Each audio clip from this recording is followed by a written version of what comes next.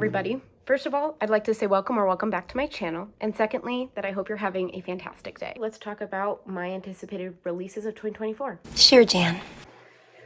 Starting with books that are coming out probably the day that this video goes up. Sorry.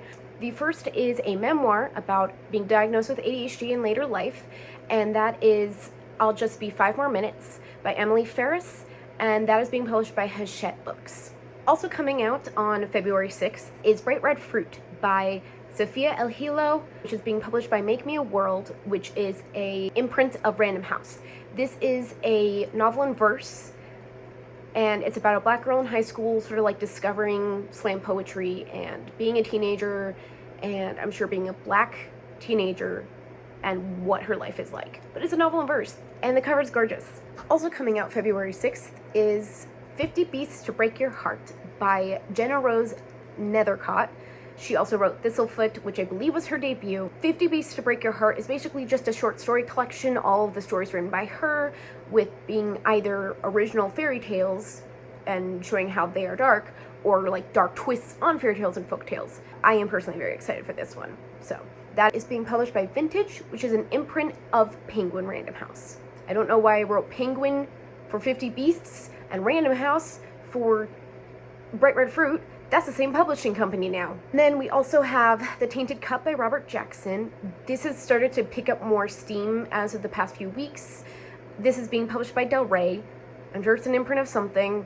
It will, whatever the parent company is, will pop up on the screen.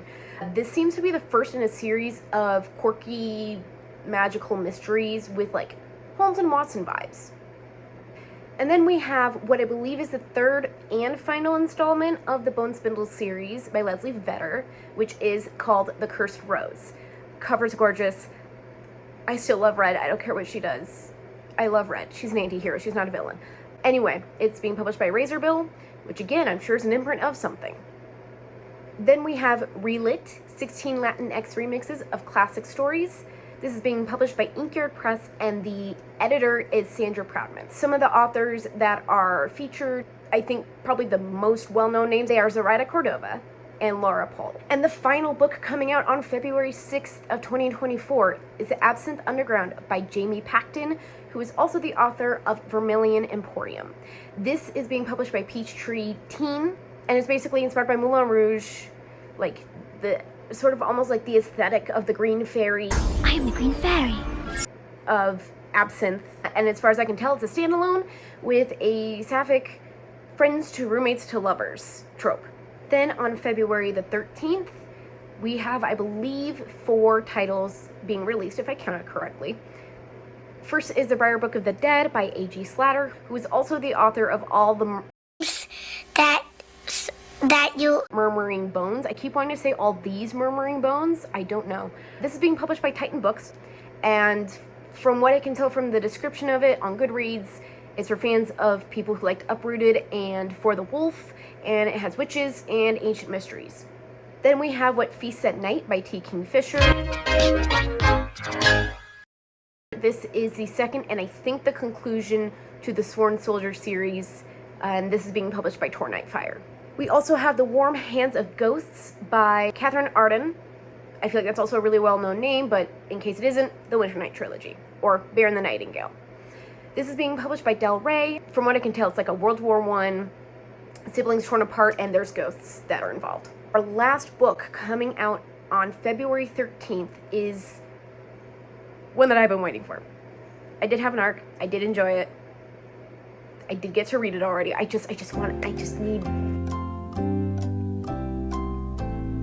need a hardcover. I need it. Anyway, and that is An Education in Malice, which is S.T. Gibson's Dark Academia 70s Carmilla retelling featuring a plus-sized heroine. This is being published by Orbit, and that's about it. We then have quite a few books coming out 7 days after that, so exactly a week after that, February 20th. I know this one seems really random, but The Still Point by Tammy Greenwood, which is being published by Kensington, but I've seen it described as Dance Moms meets Little Fires Everywhere, and with a reality TV show competition for a dance school scholarship. And it's like these 3 families who got very close together because their daughters have all been dancing together forever. And then like one of the girls is like, I don't know if I want to keep doing this. I don't know if I can keep up with this. And then I think everything starts to fall apart. Also on February 20th is Elizabeth May's adult debut. She's the author of the Falconer series. This is being published by Daphne Press and is titled To Cage a God. It is starting off a series called These Monstrous Gods. And this has been described as Shadow and Bone meets The Wolf and the Woodsman with a Sapphic main love story. And I don't know what else to ask for, other than I wish it was a standalone. And I hope it's not super long, because I've been scared of long books lately. Then we also have My Throat an Open Grave by Tori Bobolino. She's been in a bunch of anthologies and is the author of Not Good for Maidens. This is being published by Page Street Kids. It's described as Labyrinth meets folk horror. I have a feeling then that means I need to be watching that before I read the book. We also have my hair being blown into my mouth by my fan because it's hot in here. Next we have Son of Blood and Ruin by pronouncenames.com. I want to say Marie Lee because Marie and then L-Y. This is being published by Harper Voyager. This is her debut, which appears to be a reimagining of Zorro. I don't know what that story is. I just saw that mentioned in a comment or the Goodreads summary or something. And it's set in Spain in the 16th century, which seems, according to Goodreads reviews I've seen, to combine Mesoamerican myth and Mexican history. And the last book coming out on February 20th is A Tempest of Tea by Hafsa Faizal. She wrote We Hunt the Flame, which I'm currently listening to the audiobook of. This is being published by, bear with me here, Farris, Strauss and Giroux. I've seen it described as Six of Crows, but make it vampires. Then on the 27th of February, we have Fathomfolk by Eliza Chan, which is her debut, which is said to be for fans of Jade City and Bone Shard Daughter, which I can neither confirm nor deny, which features a semi-submerged city with water creatures and like water, like mythical beasts and stuff, and polluted water. Then we have Where the Dark Stands Still by A.B. Poranik, published by McElderry. This is also said to be for fans of An Enchantment of Ravens and The House of Salt and Sorrow. In this book, the world is one where magic is not good. It's a very bad thing. And the characters have to go on a quest for an item. And then also there's like a gothic crumbling manor and ghosts. The last book we have coming out on the 27th of February is Jasmine Sky's debut, which is Daughter of the Bone Forest. This is being published by Fuel and Friends. This is a Sapphic witchy debut, not just any debut. This is the first in a series set in a queer normative world with that like royal, with the peasant who saved their life trope. I swear to God, it's a trope. And then there's a magic school. Our final book coming out in February, which comes out on February 29th, is Compass and Blade by Rachel Greenlaw.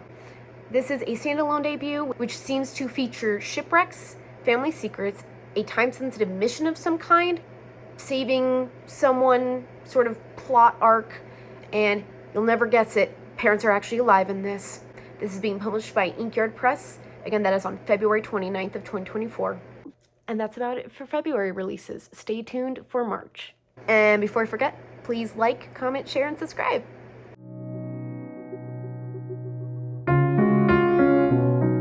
The first releases, these are all going to be on January 6th.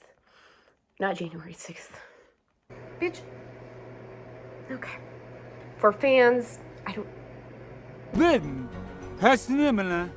have her yeah.